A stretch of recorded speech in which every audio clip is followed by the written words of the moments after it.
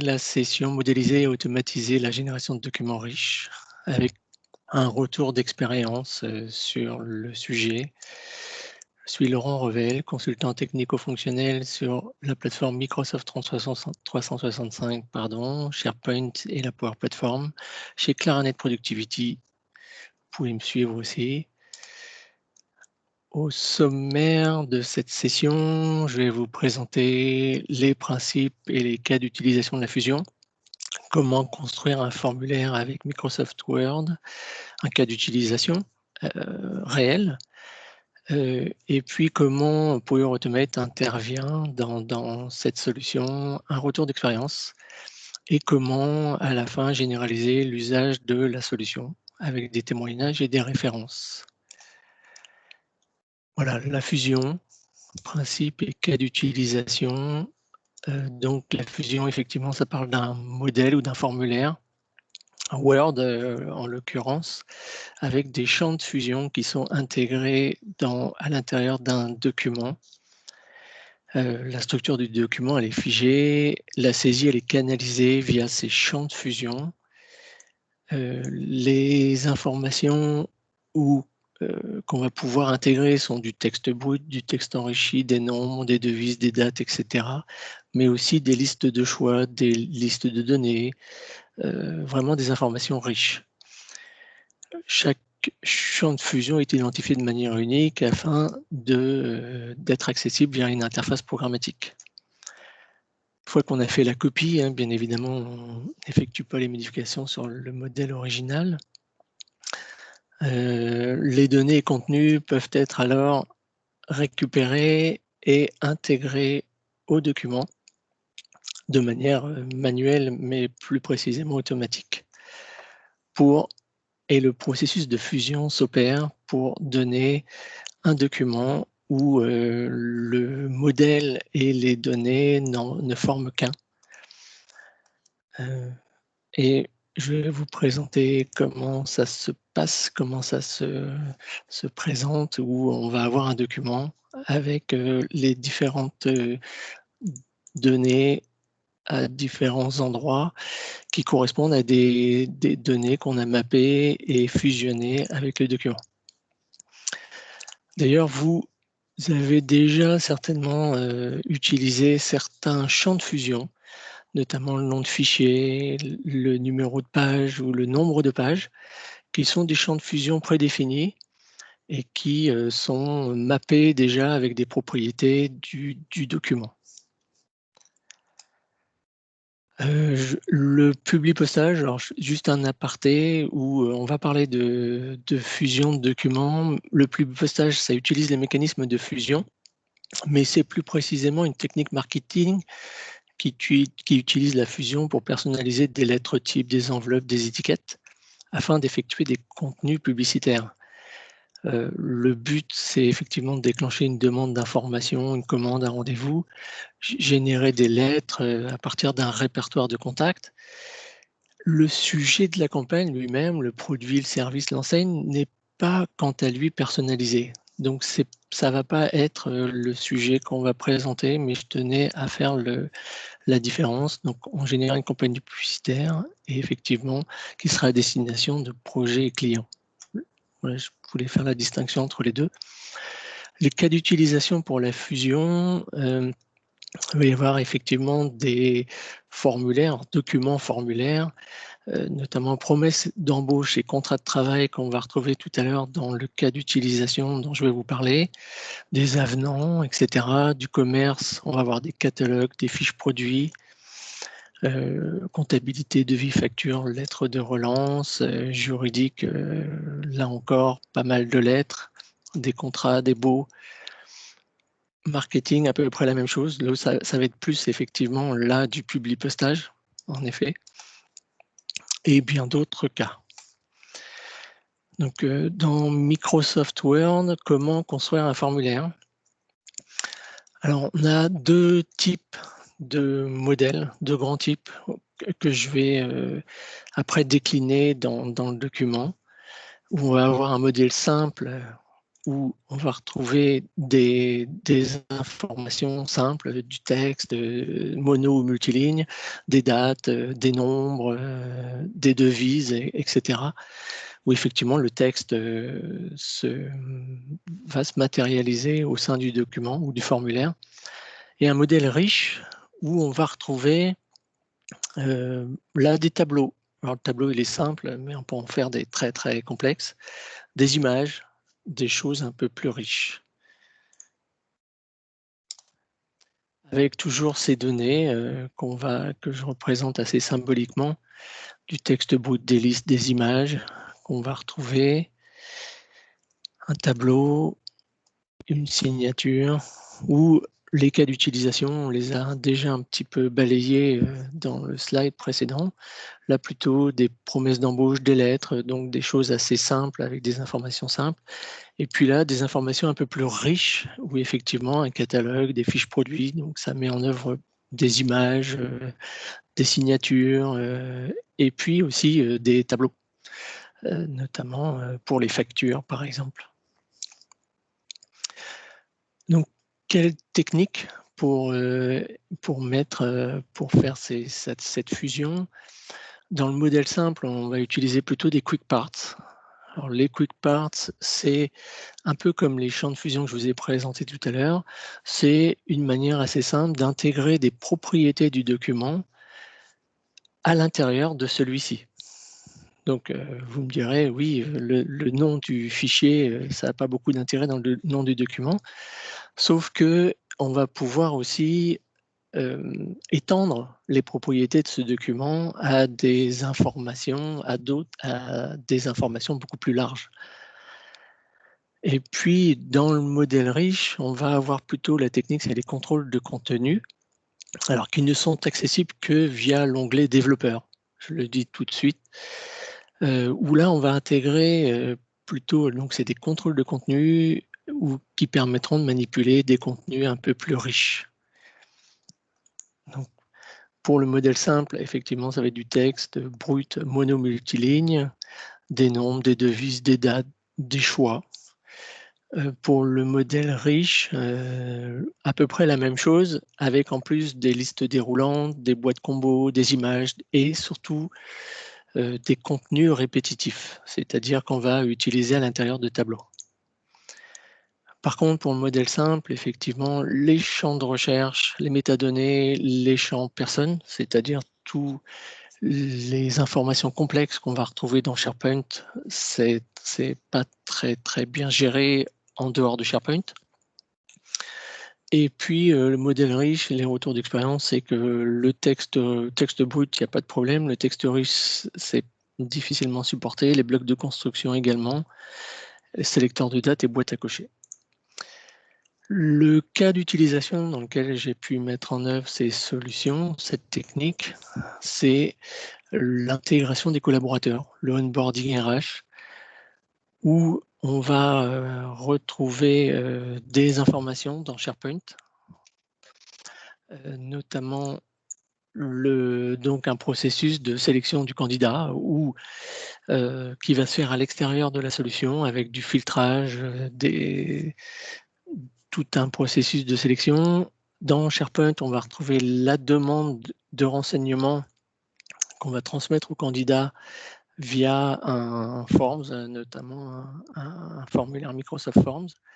Et puis, une fois que ça sera fait, que sa réponse aura été soumise, on va construire une fiche collaborateur qui sera complétée par les recruteurs.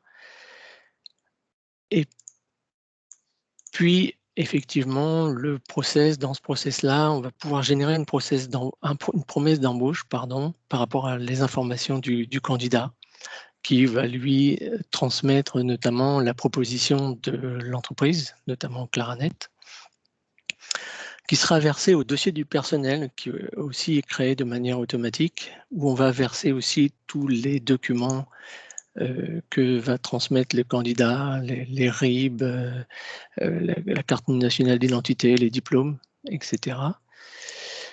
Et puis aussi également le contrat de travail, qui sera généré aussi de manière automatique via également un formulaire Et puis après, pour effectivement définir une affectation, une fiche de poste pour le candidat.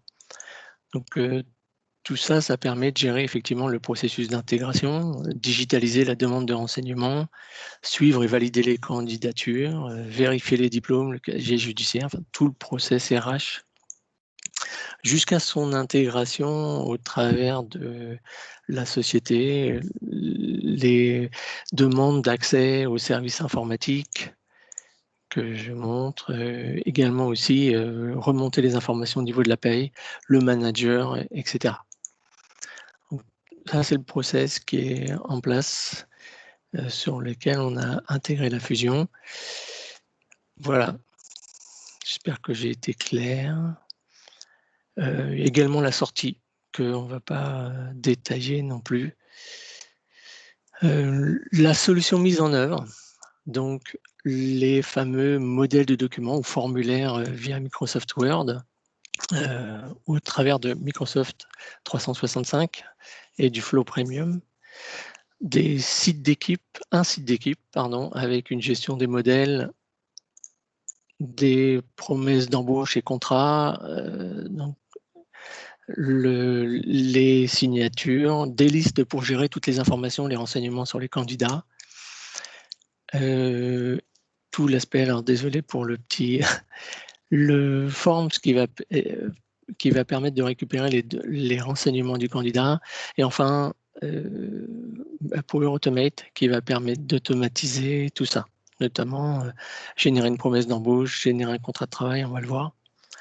Et puis d'autres produits autour du Power Apps pour personnaliser les formulaires, notamment, et puis tout ce qui va gérer les envois de mails, mais je ne vais pas détailler plus avant.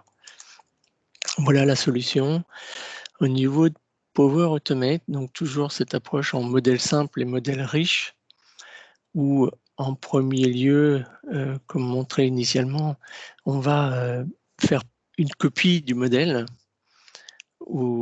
Alors déjà, le processus va se déclencher de manière manuelle sur sélection d'un candidat dans SharePoint, où on va récupérer le modèle de formulaire, on va le dupliquer bien évidemment, et on va mettre à jour les propriétés du fichier qui, comme elles sont intégrées au document, vont automatiquement se mettre à jour.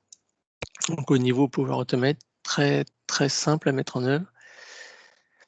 Au niveau du modèle riche, à peu près les mêmes actions, où effectivement on va plutôt charger les images, enregistrer, et mettre à jour les propriétés, mais les propriétés serviront plus à indexer, on va dire, le document. Et derrière, plus notamment dans le cas de collection de données, par exemple, nous, c'était les missions confiées aux candidats, enfin aux collaborateurs, c'est mapper les activités sur la valeur de chaque activité. Et là, c'est l'ID du contrôle de contenu dans le formulaire. Là, il faut vraiment faire un mappage, mais ce n'est pas très, très compliqué.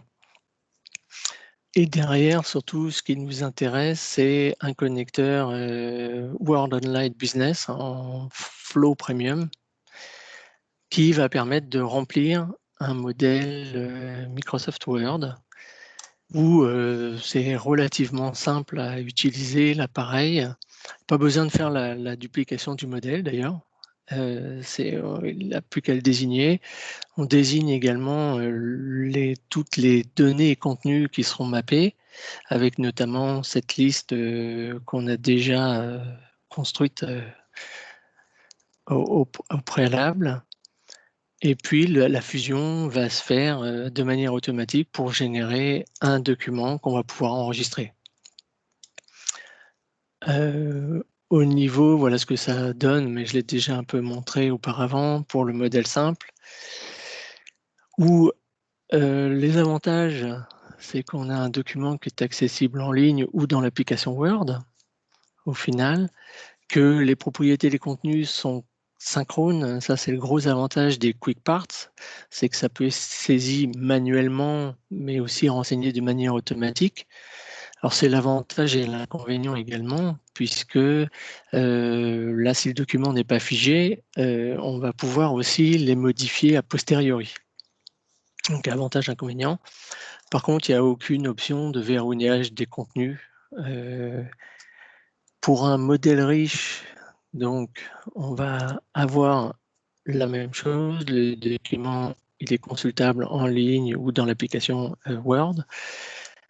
On peut verrouiller la modification des contenus ou carrément enlever toute apparence du contrôle lié au contrôle de contenu. Et puis aussi des options d'affichage où on va pouvoir déterminer pour un contrôle de contenu une couleur, un style. Par contre, on n'a pas de synchronisation a posteriori entre les propriétés et les contrôles de contenu. Et la solution n'est pas accessible pour Word pour Mac. Alors c'est surtout pour la construction du formulaire, hein, non pas pour la consultation. Les retours d'expérience sur ce cas d'utilisation, c'est que alors il y a différentes considérations. La gestion des accès dans SharePoint et surtout en dehors, notamment les stratégies de rétention, bien évidemment.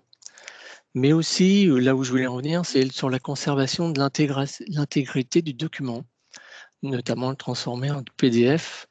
Là, seule la version premium, notamment dans le connecteur Word Online, permet de faire cette opération de manière automatique, bien évidemment.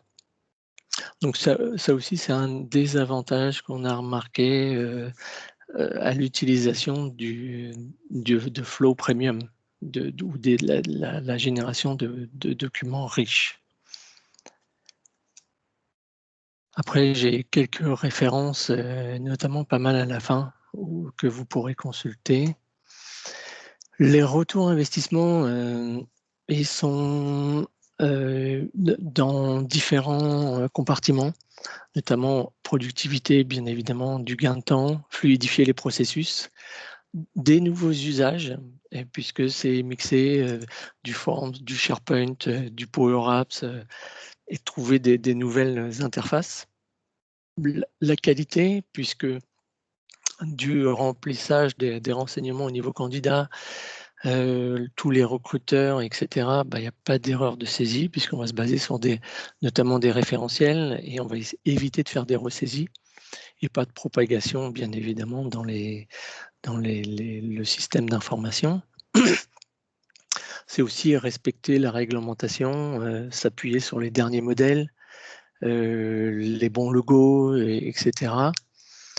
La centralisation en termes de gouvernance, centraliser les modèles, s'assurer que tout le monde utilise les modèles qui ont été validés et respecter, bien évidemment, notamment au travers de Power Automate, les processus d'entreprise et puis respecter la charte et l'image de l'entreprise. Mais c'est aussi la marque employeur, puisque c'est une expérience qui est améliorée au niveau des candidats et des collaborateurs. Voilà, après, un petit sujet, comment peut-on faire, puisque là c'était un cas à part entière, mais comment faire pour multiplier cette solution au sein de l'entreprise? Donc, faire en sorte, donc il y a une technique, effectivement, alors c'est un peu plus la technique, j'en suis un peu désolé. Au niveau d'un flow, on a la possibilité d'identifier l'identifiant du déclencheur ainsi que l'URL. Après, par de l'analyse du parsing, on va pouvoir récupérer le site, la liste, et puis et charger dynamiquement un élément plutôt que de manière statique, comme c'est le cas la plupart du temps dans une action. Et puis faire appel à ce flow, ça permet effectivement de faire en sorte que le flow récupère de manière dynamique. Bon, c'est un peu technique, je vous l'avoue. Après, je répondrai à vos questions, s'il y en a. Pour le déploiement, le retour sont effectivement, puisqu'on va multiplier on va déployer à plus grande échelle ce mécanisme, ça va effectivement améliorer la productivité, la marque employeur au travers de toutes les applications qui sont déployées. Et puis la qualité, la conformité, la gouvernance au niveau général de l'entreprise. Des témoignages où effectivement le retour du métier il est sans équivoque, où Claranet a souhaité remettre ou faire évoluer ses processus depuis des ans et notamment dématérialiser le formulaire de demande de renseignement et d'automatiser les processus. Aujourd'hui, effectivement, la solution permet de répondre à la réglementation RGPD, que l'information elle est collectée, qualifiée, partagée en temps réel par tous les acteurs, que les processus effectivement sont harmonisés, coordonnés, aucune ressaisie n'est nécessaire et donc aucune erreur, et un gain de temps pour l'ensemble des acteurs, puisqu'ils sont nombreux autour de cette solution. Notamment c'est Dorothée Debris, le Lead Talent Recruitment, collaborateur aussi qui a été surpris de l'utilisation effectivement du Microsoft Form, de Flow aussi, qu'il a pressenti. C'est lui-même qui m'a avoué spontanément avoir remarqué tout ça. Et que voilà, notamment Romain Berry. Je vous partage aussi également quelques références. Peut-être des questions. Merci de votre attention. Il y a des questions peut-être? Tu as quelques questions dans le chat, Laurent. Oui. Un peu tordu. Un peu tordu, mais intéressant. Tordu dans quel sens? Parce que en fait, j'ai pas eu le sentiment d'avoir tordu la solution, au contraire, mais d'avoir plutôt utilisé du standard, notamment les quick parts et les contrôles de contenu. C'est des choses standards dans Microsoft Word. Les étapes du flow sont standards, oui, sauf effectivement le connecteur Word Online, comme je l'ai dit, qui est en premium, mais ça ne fait pas appel à une solution tierce. Par contre, c'est un abonnement effectivement Flow Premium. Tout n'est pas gratuit en fait, puisque les contrôles de contenu et notamment le connecteur pour répondre à Laurent Liénard. D'accord, ok. Voilà, j'espère avoir répondu à toutes vos questions. N'hésitez pas. De toute façon, le support sera partagé avec les références et oui, j'écoute Sylvain. Ah, un compte. Oui, alors oui, un compte premium a été utilisé pour notamment la génération des documents riches. Alors, j'ai pas utilisé les watermarks, je suis désolé, mais effectivement, pour répondre, en fait, le contenu d'une liste, oui, puisqu'il y a notamment un contrôle de contenu répétitif qui permettent d'inscrire le contenu d'une liste à l'intérieur d'une colonne de tableau. Ça, c'est parfaitement possible avec le connecteur Word Online en premium. Parfaitement possible, où il faut mapper, malgré tout, indiquer quelle propriété sera mappée sur tel contrôle de contenu répétitif. Mais je crois que je viens de répondre aussi à la question de Sylvain. Un tableau alors, c'est pas intégrer un tableau dans le contrôle de contenu, c'est intégrer un contrôle de contenu dans une colonne de tableau. Je vais inverser La formulation, là, moi, on a mis en œuvre des tableaux simples, mais les tableaux peuvent être très, très complexes. Le sujet, c'est d'intégrer dans une cellule, peu importe, puisque le contrôle de contenu, en fait, il va générer, donc je réagissais sur le tableau qui varie en longueur, puisque ça va s'adapter à la cellule, hein. Si la cellule n'est pas verrouillée en largeur ni en hauteur, ça va s'adapter.